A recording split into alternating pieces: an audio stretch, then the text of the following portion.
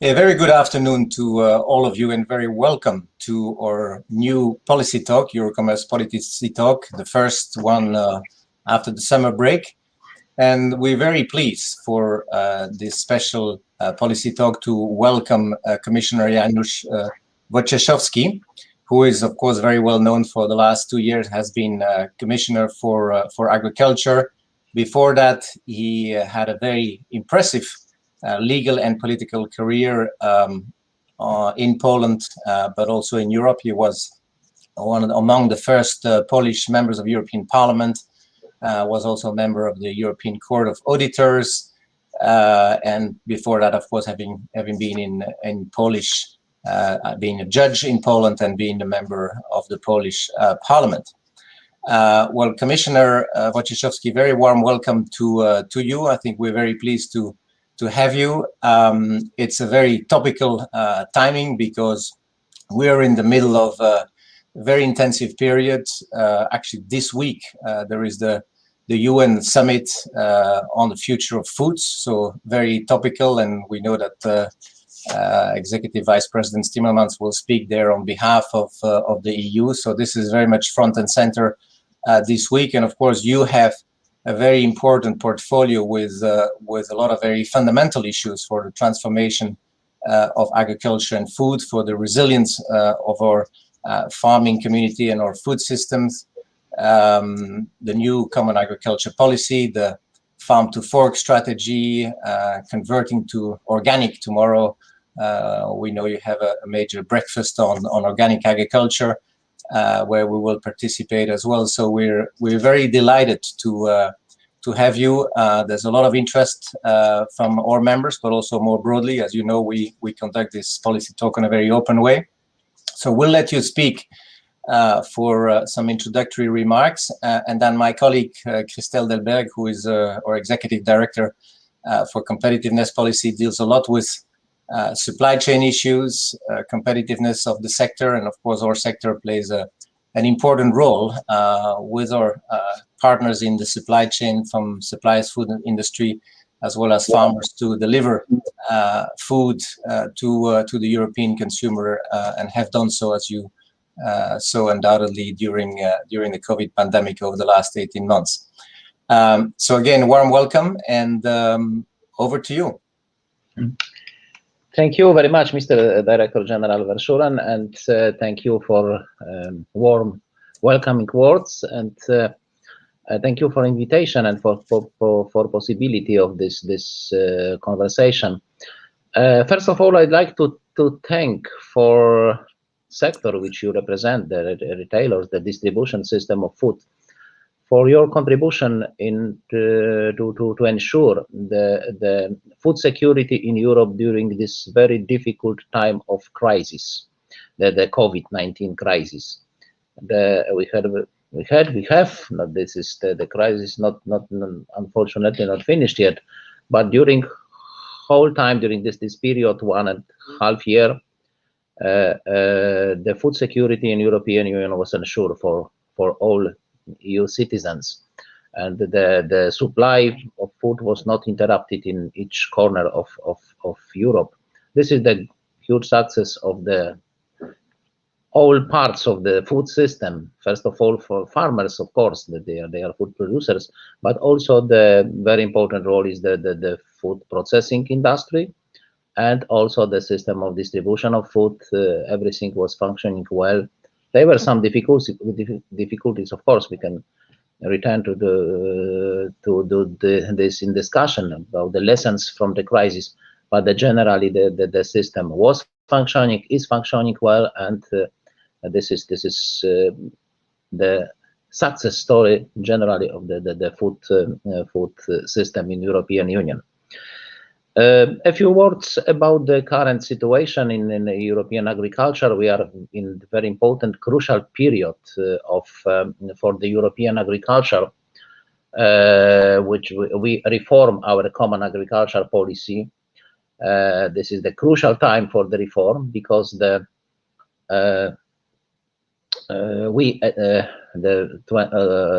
this year, 2021, is the first year of the new financial period for the common agricultural policy. We have a new budget for the European agriculture, which is the almost 400 billion euro, exactly the 387 billion euro for the 7 years period. Is higher than it was proposed in the initial proposal from 2018. This is our success, that the budget was increased at 22 billion euro more than it was planned in the 2018. And we have the political agreement about the legislative package, the most important legislative regulations, which creates the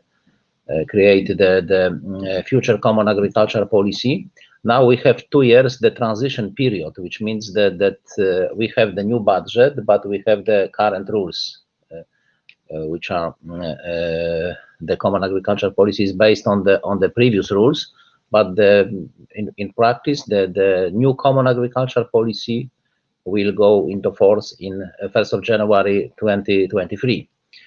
But we have the political agreement achieved in June this year. It was success of the negotiations between the European Parliament and the Council. Success achieved with active participation and contribution of the European Commission. We have the good agreement. I think this is the good base for the effective common agricultural policy in the future. Of course, the main important change which we can say that this is the biggest reform of the CAP from in the last 30 years, because the common agricultural policy will be, and European agriculture will be more green in the future. This is the Green Deal with its 2 strategies, farm to fork and biodiversity strategies. This is the very important part of we say the green architecture in the common agricultural policy reform. I can mention that the important thing is eco schemes, which is 25% of the direct payment for the farmers, will be under condition to introduce special environmentally climate-friendly, animal welfare-friendly practices. Only this farmer will be financed, will be supported from this part of the budget. The 25% of the common of the total amount for the direct payment will be conditioned from this as eco schemes, and will be the support only for these farmers introducing these practices. Also in the second pillar, the minimum 35% of the expenditure should be dedicated directly to the investment, to the action which improving and introducing the better climate environmental practices. This is very important, the green architecture in the common agricultural policy reform. The more attention to the small and medium-sized farms. This is very important. 10% of the budget will be especially dedicated to the small farms, for the additional support to the small farms. But the member states will decide which type of farms, which part of farms they define as a small farms, because there is different situation across the member states. There we cannot decide the same system for the whole European Union. It will be the internal decision of the member states. But this is very important also because during 1 decade we lost about 4 million small, especially the small farms in European Union. The number of farms was reduced from 14 million to the 10 million farms. This is negative process, and we need to pay more attention to protect the small farmers. And very important issue, maybe interesting, especially for your sector, your business activity, which is the farm to fork strategy and more sustainable production of food. Of course, this is well known, but also the to the idea to reduce the distance from farm to fork. According to the statistic data from Eurostat, I remember the data from 2017, that's the scale of the transport of food, agri-food and food products across the Europe is per year more than 3 billion tons of the agri and food products, and 3 billion tons and 540 billion ton kilometers. It shows that statistic distance, each piece of food from farm to fork, from farm to table, is about 180 kilometers. And we need to reduce this distance because there is a lot of costs. We discussed many times that about the emissions, greenhouse gas emission from agriculture, which is its participation is about 10% of the total emissions. But we have also the emissions around the agriculture, and transport is the biggest, also the source of the emissions. For 540 billion ton kilometer, this is the scale of the problem, and we need to reduce. This is the reason that we will support more the short supply chain, short distance, to prefer the organization of the farmers, processing industry, and also retailers. This is should be interesting for you, that to reduce the distance and to prefer the local supply of food to the market. This is very important part of the farm to fork strategy. And last but not least, there is the organic farming, very ambitious idea to increase the organic farming to achieve the goal in 2030. 25% are under organic, 25% of the organic of the agricultural land in European Union should be organic, managed in the organic way and used for the organic production. This is possible only with effective cooperation, three parts of this food system: farmers, processing industry, and supply system and distribution system of food. The promotion of the organic products is very important, according to the organic action plan, which we adopted a few months ago this year, that is encouraging the member states for prioritization for the organic products on the market, and this should be also interesting for your sector. This is the general. Now we are in this step that member states are preparing their strategic plans, because we have the legislative package, 3 main regulations on the European level. Of course, we've been a lot of delegated implementing acts will be issued in the future, but the main basis is this 3 regulations. And member states are preparing their strategic plans now. They will submit the strategic plans to the end of this year.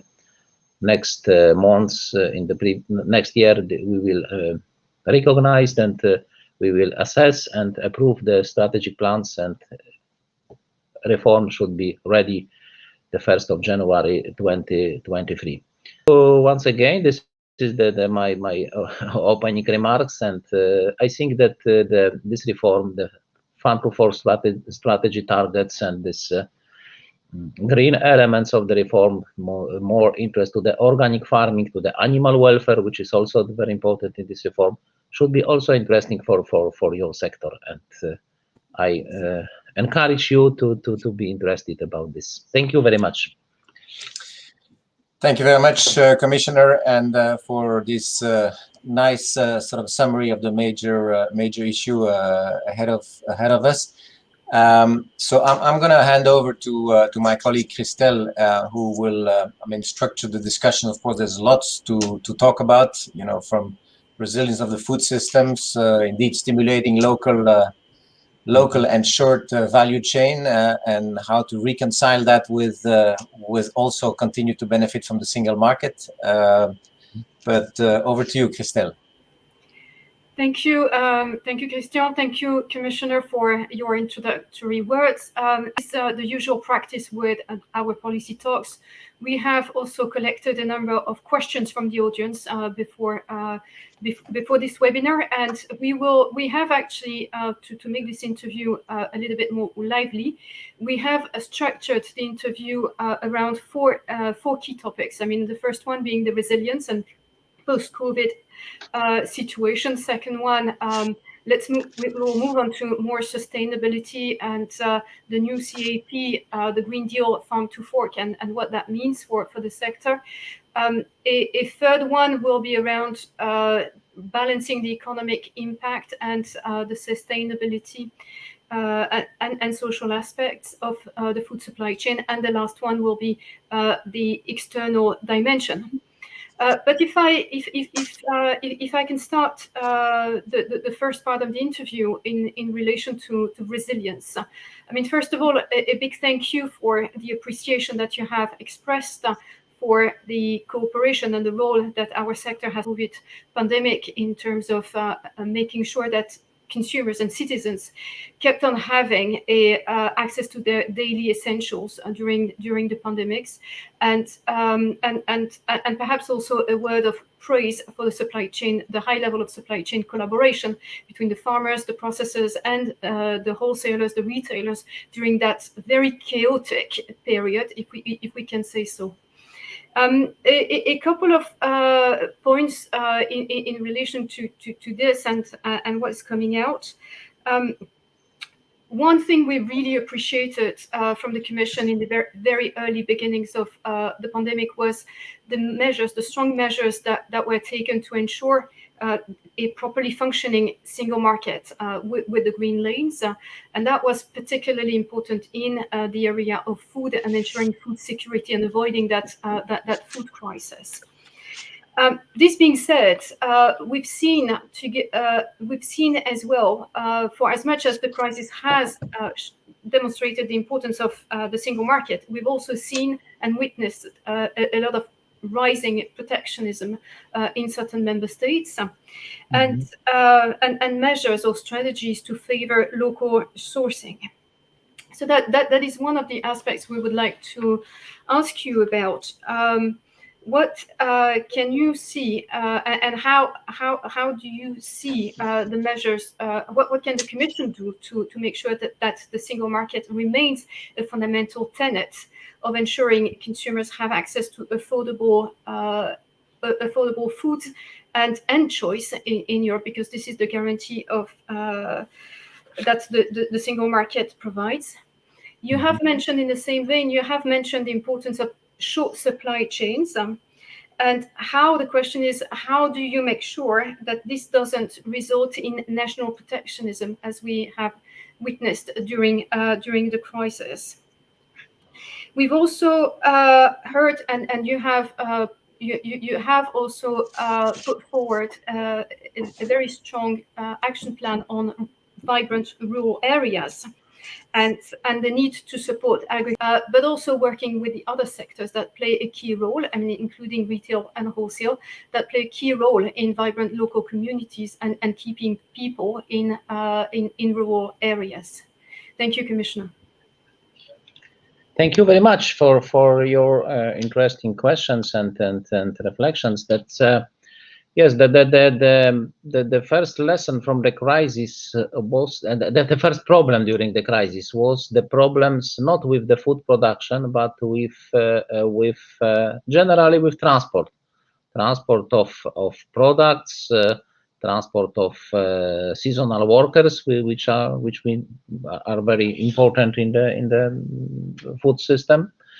And the action of the Commission was very active at the time. It was just the first days of the crisis, the first weeks of the crisis, the problem that borders were blocked, and there was problem for the food transport, for the live animals transport. but the Commission issued the guidelines for the member states, and it was very quickly introduced into force. The priorities, the green lines, as you said, the green corridors for the food transport, for the animals transport. It was successful action, and the problem were solved as quick as it was possible.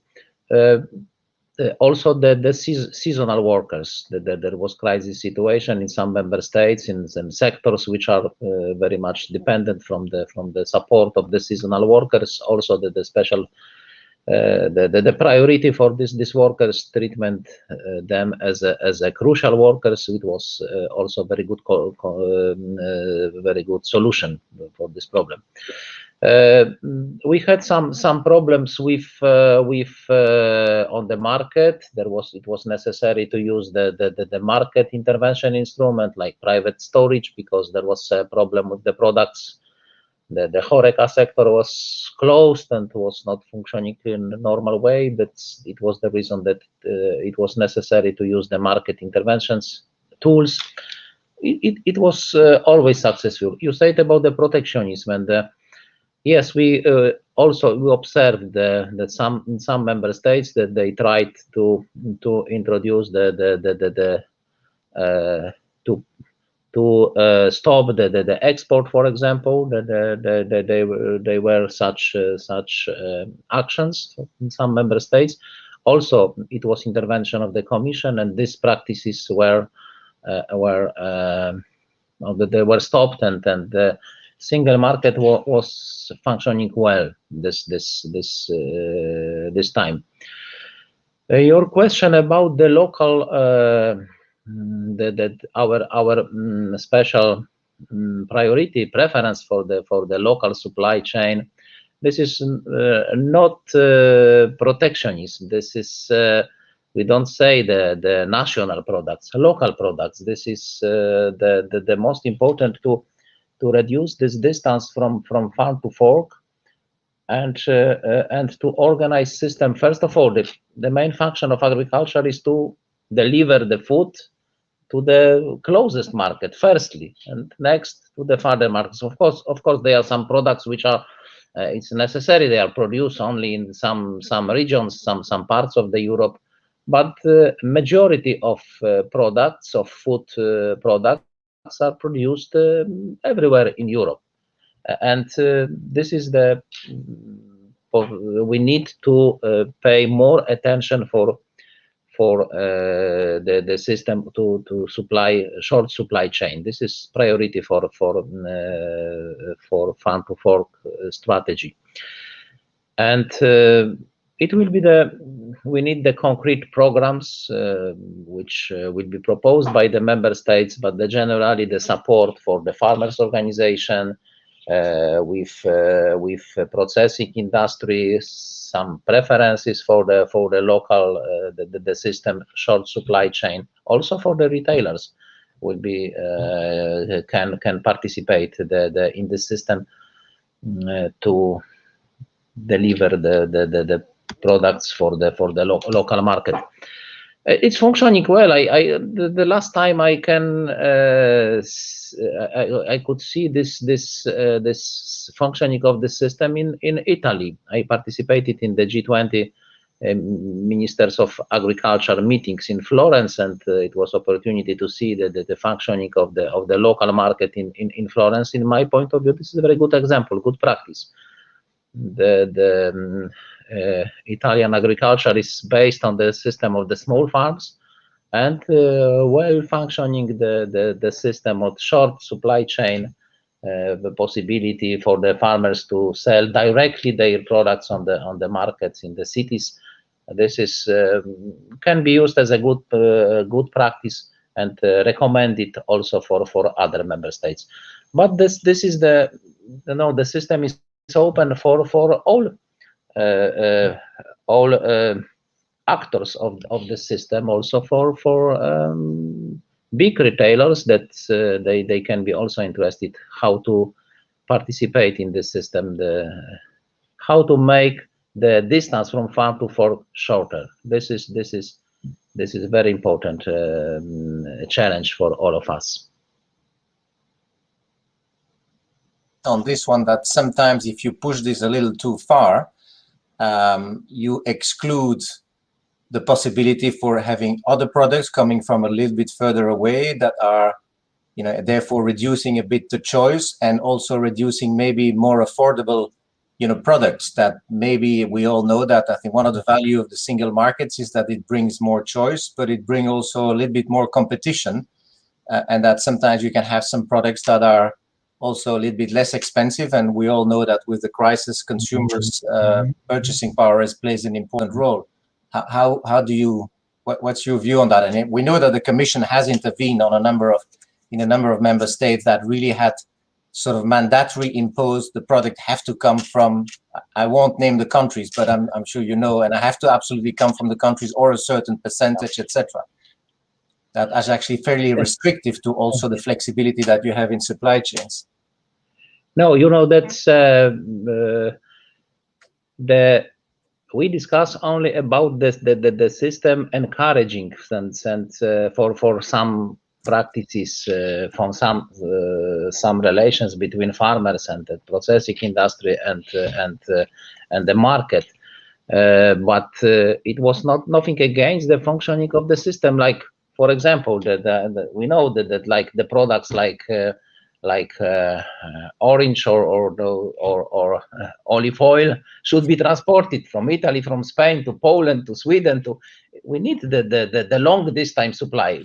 Nobody say that it should be banned, forbidden, nothing. This is the full openness for this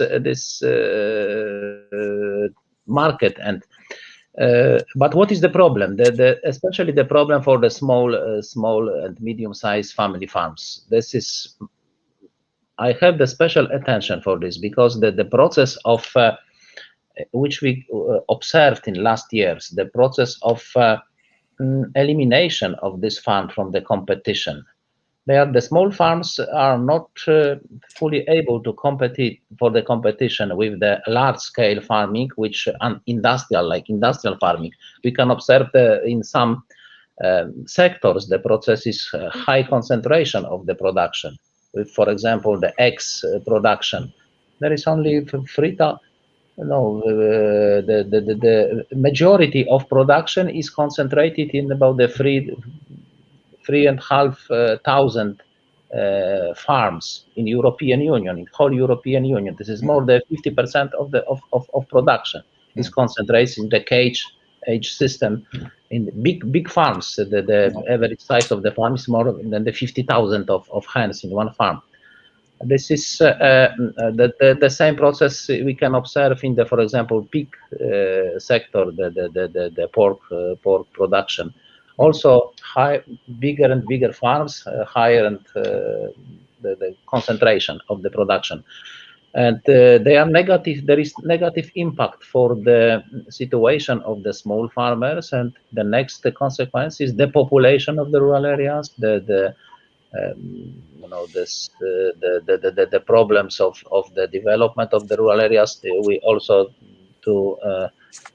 pay attention for this in our long-term vision for the rural areas, and sustainable development of the rural areas is very important. And the small farms plays the important role they play and should play in the future important role in our agricultural system.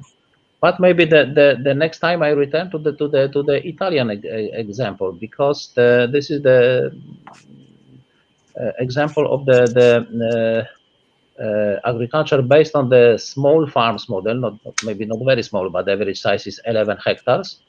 But now the Italian agriculture is the most productive. The gross added value is the biggest now in the first position in Europe is Italian, about the 33 billion euro. The gross added value of the agriculture production. It shows that small farms can be also effective, can be also productive. This is not true that to increase the food production, to ensure food security, the system of agriculture should be based on the large scale farming and intensive production. This is not true. That small and medium-sized farms are very important. Of course, the big farms also we need all types of the farming in European Union, but it should be fair competition, that we need to give them possibility for the fair competition. What is the system for the small farms for the functioning of the small farms? One of the problems is the processing industry, the concentration of the processing industry. Industry is interested to have the big suppliers of for example, the meat. Big slaughterhouses are interested to have the contracts with big suppliers. What is the possibility for the small farmers? Well, they can to sell their products, their animals. We need to rebuild the small scale processing industry, local processing industry, and also the supply to the local market. This is huge challenge for us. Okay. Fortunately, in the recovery plan, there are new possibilities to use the recovery funds for to support the processing industry. This is very important. We have new possibilities for financing of this. Okay. Thank you very much. Christelle. Thank you, Commissioner. Thank you, Commissioner. And I think we heard a very strong message about the need to support and encourage small farmers and local short supply chains while maintaining the integrity of the single market. Thank you, Commissioner, for this very strong message. And in fact, the retailers and wholesalers also work and value the production from the smaller farms, and this is a clear response to what consumers want. We get clear messages from consumers that they also value local production, and in fact, this is a very dynamic segment on supermarket shelves. And we have developed a website which is named Sustainable Commerce, whereby we also showcase and display some good practices in that area. If I may, I'd like to move on the discussion towards sustainable food systems. There's been, and you've alluded to that in your introductory words, the Commission has made the transition towards more sustainable food systems as a key objective, with a whole raft of legislation announced in the Green Deal and in the Farm to Fork strategy. As far when we're looking at it from our sector point of view, a McKinsey survey shows that 50% of consumers plan to shift their spending towards more sustainable products, but 26% actually would like to focus on both price and sustainability aspect, which shows that this is a very so the balance between sustainability and price, and that kind of arbitrage is very important for consumers. Another element that is coming into the discussion is a recent analysis for the UN Food Summit, which basically estimated that food is about a third cheaper than it would be if all sustainability or externalities were taken into account. So yes, sustainability is very high in consumers' minds, but prices, food prices and affordability are also an important element. We also see a lot of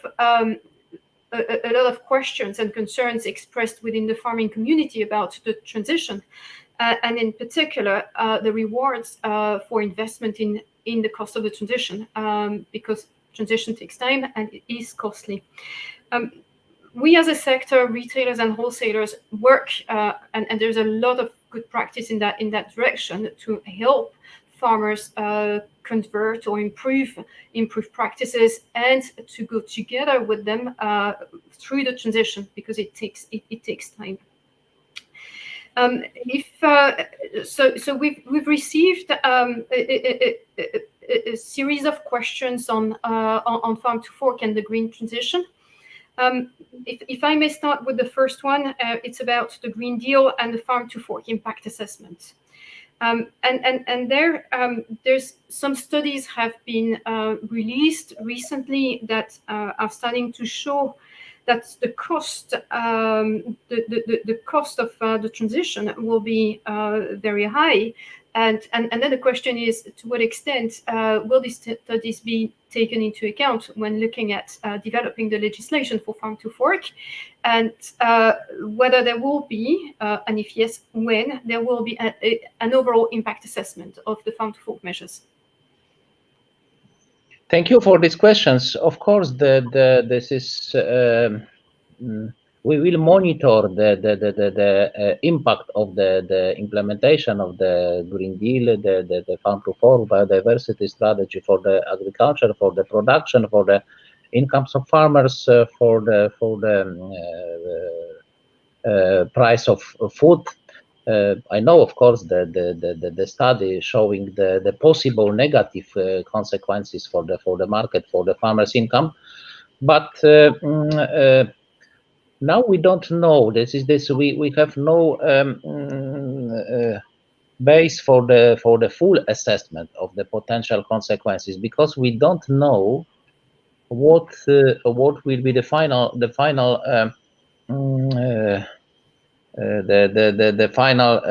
reform, that's the strategic plans.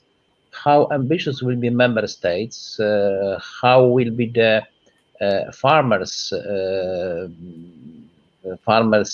participation in this green architecture? Because this is majority of almost all the tools which we propose for the farmers, they are voluntary, not mandatory. There are some only the 4% minimum 4% non-productive area for the farmers. This will be mandatory for the farmers over the 10 hectares.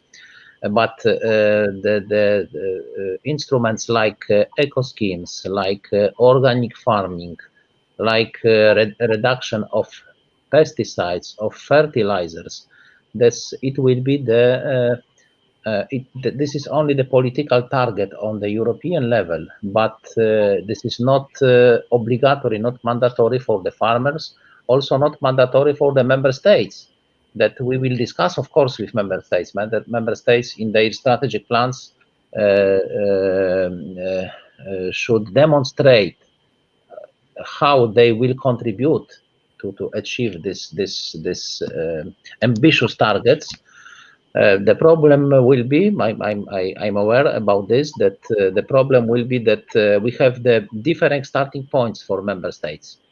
Like the greenhouse gas emission, we have the average per hectare, which is 2.5 tons per hectare, but in some member states there is about the 1.5 tons, and there are member states in which is more than 7, or in one member state more than 10 tons greenhouse gas emission per hectare. The same, the use of pesticides, the active substances. There is EU average is about the 2 kilograms. There are member states in which is more than 4, 6, and in one member state is more than 9 kilograms per hectare, etc. The same with fertilizers. The same use of antibiotics in the animal production, etc. It will be the problem to find the fair approach, the fair expectation, the same, to have the fair expectation from the member states during the dialogue about their strategic plans. But the full assessment of the potential consequences can be done, can be more credible when we finish this work, when we see what kind of eco schemes we will have. This is very important. I think this is too early to say that about the full consequences of the Green Deal. I can give you example: the organic farming, the development of the organic farming. 25%. This is ambitious goals. But there is general opinion that the organic production is extensive. It's not intensive. That don't use the pesticides, fertilizer, chemical fertilizers, etc. But for some farmers, this is only one possibility to exist, to continue their production. They are farmers for who there is only one option, to be organic and to participate in the competition. They have no chance in the conventional production. They have no chance for the competition with the industrial farming. For example, farmers in mountainous areas and less favored areas. That's the organic farming is only one option for them. And without development of the organic farms, this is to give them opportunity to be organic. It is additional production. We will have more production, not less. Like also the eco scheme, which is precision agriculture, the modern technologies supporting farmers to use fertilizers, pesticides, using this technology to reduce using of fertilizers, for example, thanks to precise use of this in their farms. It can be also the supporting increase of production, not reduce. But I know all reports of the potential consequences of the farm to fork strategy and the biodiversity strategy for our agriculture. But I know also the many reports showing what can happen if we will do nothing, and if we will continue this current practices, which is going in not the good direction. That more and more intensive production is in my point of view, that not only my point of view, there is a lot of scientific evidences that it is not good direction. I said before, I can repeat that agriculture is not industry. The agricultural land is not a factory. Animals are not machines. Thank you, Commissioner. And that's a very good segue into the next chapter of this interview, which is about the economic dimension of sustainable farming, and with issues around farmers' incomes and supply chain relationships. So we have your predecessor had put forward strengthening farmers' position in the chain as a key priority, and that led to a number of priorities, including derogation from competition rules for certain provisions under competition rules under the Common Market Organization, the Unfair Trading Practices Directive, and the Market Transparency Regulation, which requires operators at different points in the chain to communicate prices of their products on a regular basis. Market observatories were also set up to monitor the market situation and generate a dialogue, and our experience with them has been extremely positive. We've had a few questions from the audience, and it came from a whole series of angles and directions.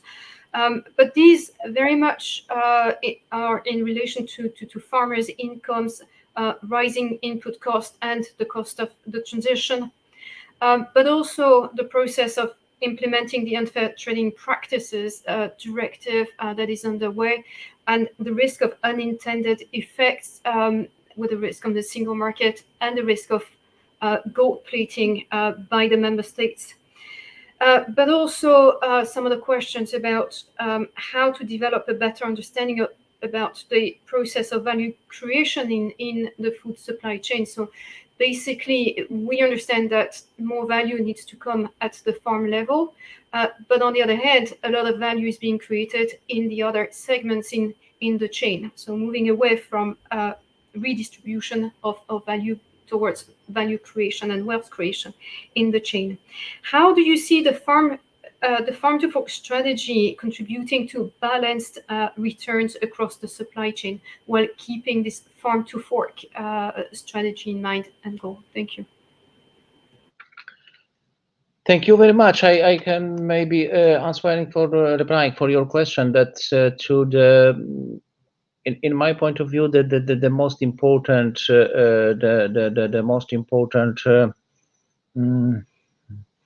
value of this strategy, and also maybe target of this strategy, to reduce the distance from farm to fork. We can observe that in some sectors, that I can give you example which I can observe also in my home country, the Poland, the changes in the very important sector, which is the pig sector, the pig farming. In the past, there was 800,000 farms having this kind of production. Now the number of farms is 10 times less, about the 80,000, and all time there is a reduction of number of farms. No, of course they are member states in which the concentration is much higher. The average size of the farm is 4,000 pigs in one farm.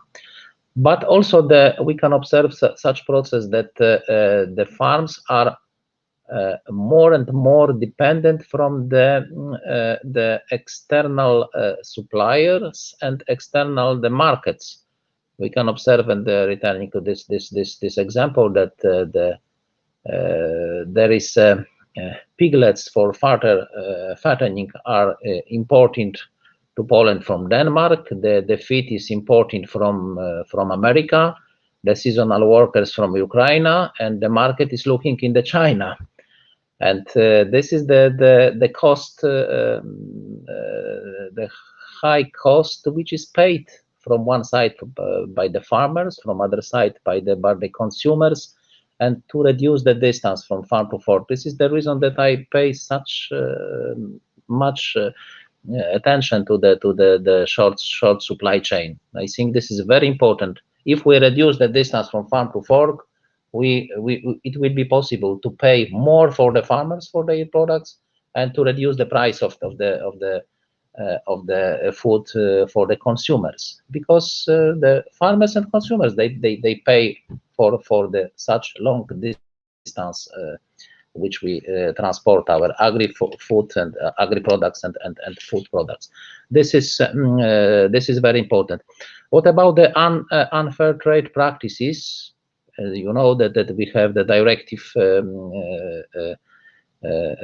which was adopted 2 years ago. Now there is implementation of this directive by the member states. There are some problems in some member states. There was also started infringement procedures against some member states, which are delayed in implementation of this procedure. This is very important to have this protection of the farmers in this process, because the farmers are the weakest in this food system. There is different organization of the farmers. We can observe in some member states the organization of farmers is functioning very well. There is a long tradition, cooperatives, the organization of producers organization. They protect them in a very efficient way. But in some member states, especially in the post-communist countries, which I say sometimes the new member states, also my home country Poland, the organization of the farmers is very weak. Of course, they are in some sectors. They are maybe stronger producers organization, farmers organization, but generally they are organized not. And this is a long process to improve the organization. European Union supports them. We have in the second pillar of the Common Agricultural Policy instruments to supporting farmers' organizations. But this is the long process, and we need to also to have legal instrument to protect the farmers against unfair practices which we observed. This is unfortunately there was a lot of examples. I remember when I was a member of the European Parliament, it was all time on the agenda that to protect the farmers because they are treated unfair by in some. This is not a generally, but there was many problems. This is the reason that we pay high attention to the protection of the farmers because they are the weakest in whole system generally. This is my answer. Thank you. Thank you, Commissioner. The directive is indeed in place and being transposed, so that should and that will pursue its course. If we just take the next 3 minutes about the external dimension of agriculture and foods, the European Union is one of the largest exporters in the world. And external trade has played an important role, in particular in mitigating the impact of the COVID-19 crisis. Yet, the international dimension and external trade are under pressure and being questioned increasingly. So how do you see this situation, the needs and opportunities from external trade and concerns about European sovereignty, concerns about European standards, and all these questions that we hear? Thank you.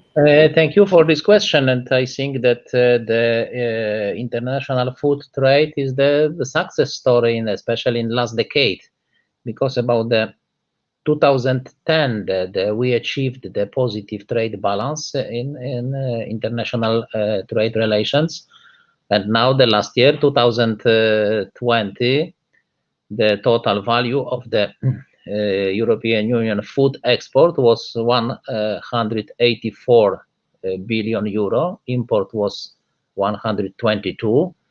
It shows that more than 62 billion euro plus. This is the balance of the trade. This is the success of the whole system, the whole food system in European Union.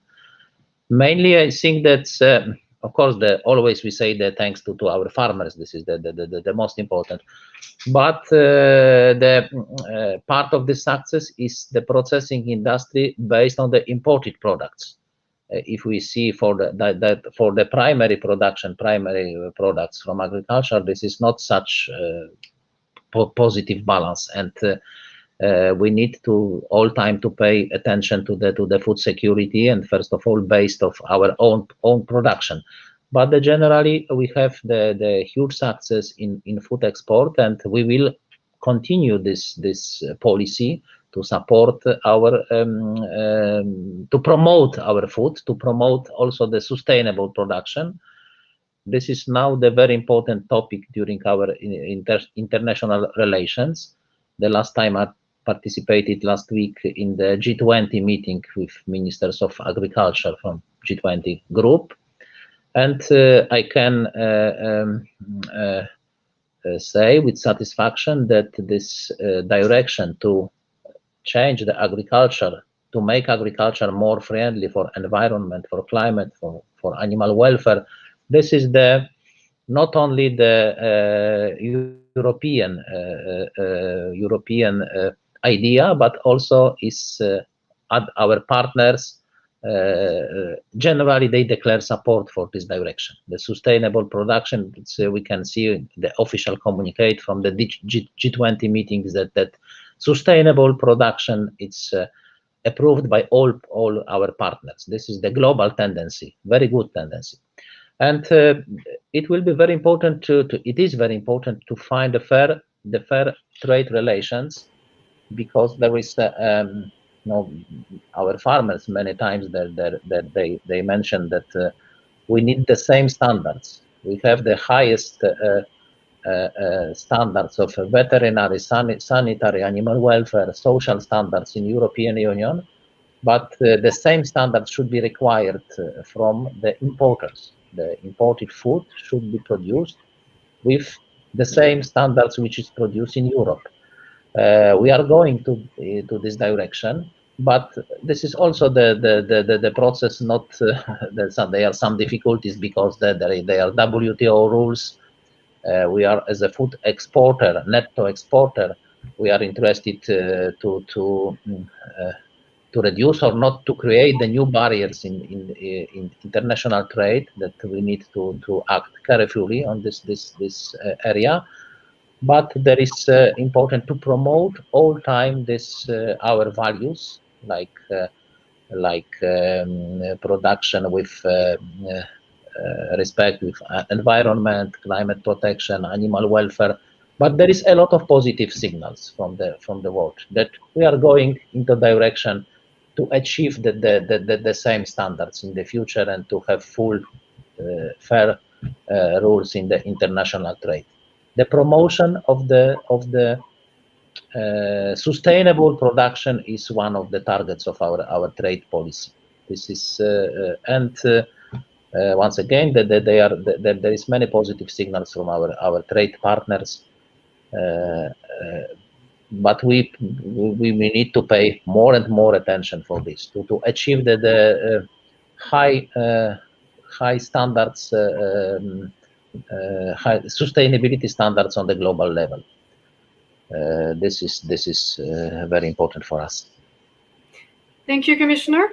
Thank you very much for that, and I think to show the direction. I think unfortunately time is up already. We're close to 4 o'clock, and an hour in good and interesting company flows very quickly. So I really would like to thank you, Commissioner, for the time that you have spent with us. I think it certainly was a very interesting conversation. I mean, message from me to you is that you can count on us as an organization representing retailers and wholesalers. So the very vital link at the end of the chain, very close to consumers, anticipating consumer demand, serving consumers, and working very closely, of course, with the suppliers. We will definitely continue to support our objectives. As you know, we have ourselves and a number of our member companies and associations have signed also the code of conduct on responsible marketing practices, which is an important element of the farm to fork strategy as well. So please count on us. Don't hesitate to contact us. We have a very good direct line with DG Agriculture and the cooperation with them, and I think to try to understand the role that the retailers and wholesalers play in this. Thank you all very much for this. Christelle, thank you for having been the nice discussing and partner in this. And please. One sentence that thank you, Mr. Director General Verschuren, for your once again for your warm words. Thank you for this declaration about the code. Which is very important. I'm commissioner responsible for agriculture. This is my responsibility, but I use maybe the same time or maybe more time the word food system than agriculture, because the food system, which consists of the three important parts: the agriculture, processing industry, and the distribution system, which is all of them, they are very important. Once again, thank you for very interesting conversation, and we will continue our cooperation in the future. I can declare once again that your sector is a very important part of our food system, and the cooperation, the good relations with all parts of the system is crucial to achieve our goals, to ensure food security for the Europe, for the world in the future, for the next generations. Thank you very much. Thank you, and thank you very much, and to all our viewers, thank you for having listened in, and stay tuned. Our next policy talk is going to be on October 22nd with Olivier Gerson, the Director General in charge of DG Competition, for another of interesting conversations focused there on competition policy. Thank you all very much, and have a good end of the afternoon. Bye-bye. Thank you very much. Thanks. Bye-bye.